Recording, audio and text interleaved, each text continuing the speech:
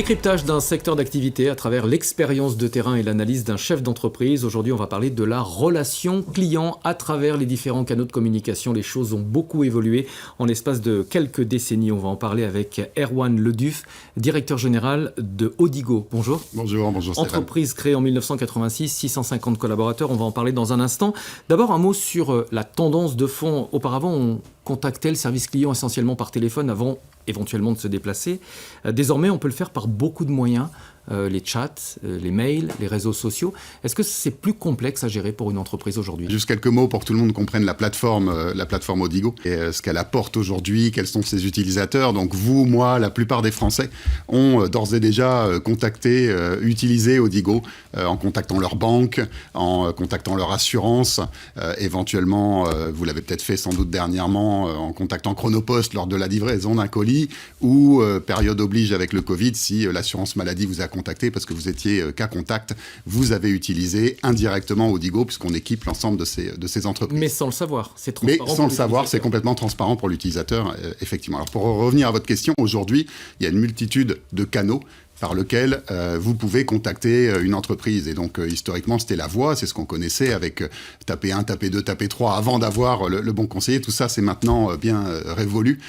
Et donc, effectivement, vous pouvez choisir le canal par lequel vous voulez les contacter, que ce soit le téléphone, le chat, le mail, comme vous l'avez dit. Alors oui, c'est plus complexe pour les entreprises, parce qu'il faut quelque part gérer cette omnicanalité et être à même aussi de suivre votre demande que vous avez peut-être dans un premier temps exprimée sur un canal et puis sur un autre. Et c'est là où des solutions telles qu'Odigo vont intervenir pour assurer cette vision un petit peu bout en bout de votre demande. Est-ce que la crise sanitaire a été un catalyseur ? Est-ce que ça a changé quelque chose dans la relation client ?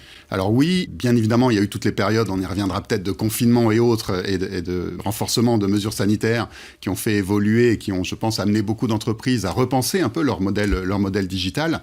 Maintenant, il y a 3 évolutions ou révolutions qui se sont fortement accélérées pendant cette période, qui était déjà existante. La première, c'est au niveau des clients finaux. Vous, moi, je pense qu'on était déjà plus exigeants. Je pense qu'on est devenu encore plus exigeants. En raison de la crise ? En raison de la crise, dans l'immédiateté de la réponse que l'on veut, le professionnalisme, l'expertise, et quelque part, ce que certaines entreprises ont réussi à mettre en place, c'est devenu la norme maintenant. Donc ça, c'est une première évolution. La deuxième, elle est au niveau des salariés des entreprises, donc historiquement des conseillers en centre d'appel, qui, bien évidemment, ont tous basculé en télétravail pendant cette période. Mais je pense que la plupart des entreprises, des grandes entreprises, ont aujourd'hui compris que avoir la bonne expérience client ou offrir la bonne expérience client, c'est aussi important que le bon produit. Et donc, elles souhaitent mettre l'ensemble de leurs salariés au service de cette relation client. Et donc, ce sont des conseillers en centre d'appel, mais ce sont potentiellement des conseillers en agence bancaire, ce sont des vendeurs dans les magasins, et donc il faut que les solutions soient à même d'équiper l'ensemble de ces utilisateurs. Et la troisième, pour en terminer, la troisième évolution et accélération qu'on a pu voir, c'est l'adoption du cloud. Bien évidemment, c'est beaucoup plus simple de basculer du jour au lendemain en télétravail si vous êtes sur des solutions cloud.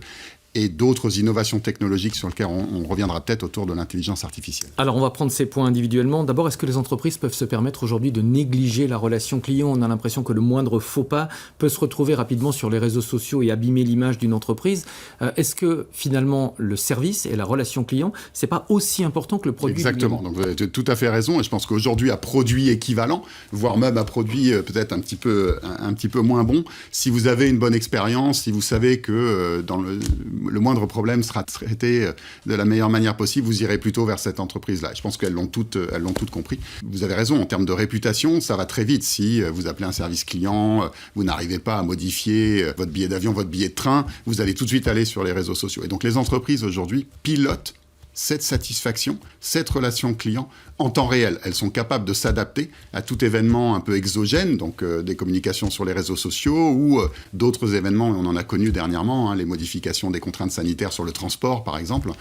Et donc les entreprises savent s'adapter, savent adapter leur relation client quasiment en temps réel aujourd'hui. Un outil de pilotage, c'est devenu un sujet COMEX, la relation client ? La relation client est un sujet COMEX maintenant dans toutes les grandes entreprises. On a vu s'accélérer depuis la période, le démarrage de cette période Covid, les investissements dans le domaine, clairement, on les voit augmenter. Le cloud, vous en avez parlé, c'est ce qui a permis aux relations clients, aux services de relations clients de fonctionner pratiquement sans accroc pendant les périodes de confinement. Tout à fait. Alors Odigo, en ce qui nous concerne, nous on est cloud native, donc on l'est historiquement. Donc ça vous a donné une longueur d'avance finalement. Et ça peut donner une longueur d'avance, et effectivement on a pu basculer quasiment du jour au lendemain, le 15 mars, je crois, c'est plus la date exacte en tête, mais du premier confinement, et effectivement faire en sorte que dès le lendemain, les téléconseillers puissent travailler depuis leur domicile. Vous proposez des solutions cloud pour les centres de contact omnicanal.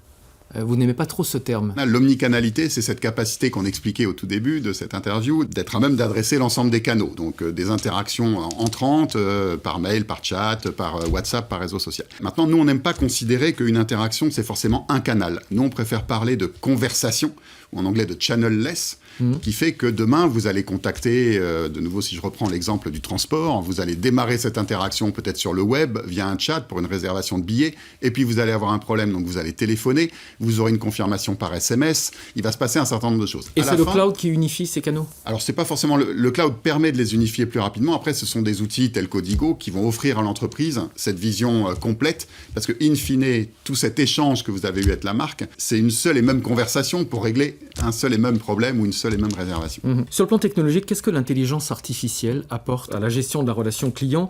Vous dites que ça a favorisé les approches self-care, c'est-à-dire ? Juste avant de parler de ça, on a fait dernièrement, nous, une étude au niveau de 1000 dirigeants européens dans 6 pays sur 12 secteurs, justement sur l'intelligence artificielle et la relation client. 90% d'entre eux, sans ambiguïté, nous ont dit « oui, on va utiliser l'intelligence artificielle pour notre relation client », tout en étant assez conscient du fait qu'aujourd'hui, il manquait d'expertise sur le sujet et qu'il fallait être très pragmatique.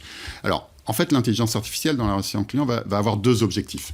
Il va en avoir un premier qui est celui que vous évoquez, qui est cette notion de self-care, qui est cette notion de réussir, grâce à l'intelligence artificielle, à automatiser les demandes simples. Le plus simple, c'est vous appelez un magasin pour connaître ses horaires, par exemple. Donc là, on va automatiser et vous allez, dans ce cadre-là, parler à un bot, un chatbot, un voice bot, qui va vous donner l'ensemble de ces réponses. Maintenant, il ne faut pas croire que ces chatbots, ces bots, vont remplacer l'ensemble. Ça doit être un premier niveau, quelque part, de self-care, de qualification de votre demande. Il faut que vous puissiez, dès qu'elle devient un peu plus complexe, ou dès que vous-même, vous avez envie de parler à un humain, parce qu'il ne faut pas perdre l'humain dans la relation client, pouvoir basculer sur parler à un téléconseiller. Comment vous trouvez le juste équilibre, justement, entre l'approche, on va dire, automatique, le chatbot, et l'approche individualisée, l'humain ? Alors là, ça va être dans la définition un petit peu des parcours clients qu'on peut faire avec nos clients, et après, ça va être dans l'analyse de la donnée, c'est-à-dire qu'on est capable, de par la solution cloud, d'avoir une vue sur l'ensemble des données, et donc de regarder de nouveau dans ce pilotage temps réel. Donc ça, c'est le premier objectif de l'intelligence artificielle. Il y en a un deuxième dont on parle moins,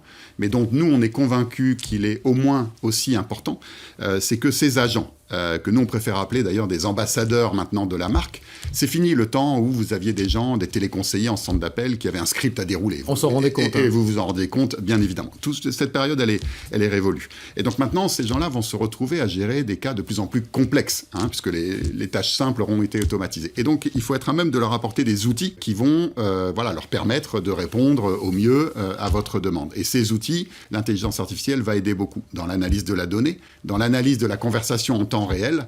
Et donc là, vous allez avoir une meilleure qualité, une meilleure satisfaction et une expérience plus positive. Et ça va valoriser aussi leur travail, in fine, à ces conseillers. Un dernier mot, les consommateurs ne vous connaissent pas directement, mais ils ont sans doute déjà utilisé vos services, vous le disiez en introduction. Vous travaillez pour énormément de marques et de services publics, Fnac Darty, Carrefour, Leroy Merlin, EDF, les banques, les compagnies d'assurance, la caisse d'assurance maladie. C'est quoi le point commun entre toutes ces entreprises ou ces services publics ? Alors nous, notre mission, c'est vraiment d'aider ces entreprises à faire face à la complexité qu'on vient d'évoquer rapidement, mais aussi au volume. C'est-à-dire que toutes les marques ou les organisations services publics que vous venez de citer, en fait, elles ont un grand nombre de clients, elles ont un grand nombre de bénéficiaires. Et donc, nous, notre grande force, c'est une capacité à accompagner ces grands comptes et à gérer des volumes très importants et des transformations relativement importantes. Merci beaucoup d'être venu en plateau. Erwan Leduf, directeur général d'Odigo. Merci de nous avoir expliqué comment ça fonctionne un petit peu en coulisses. À bientôt pour un nouveau décryptage.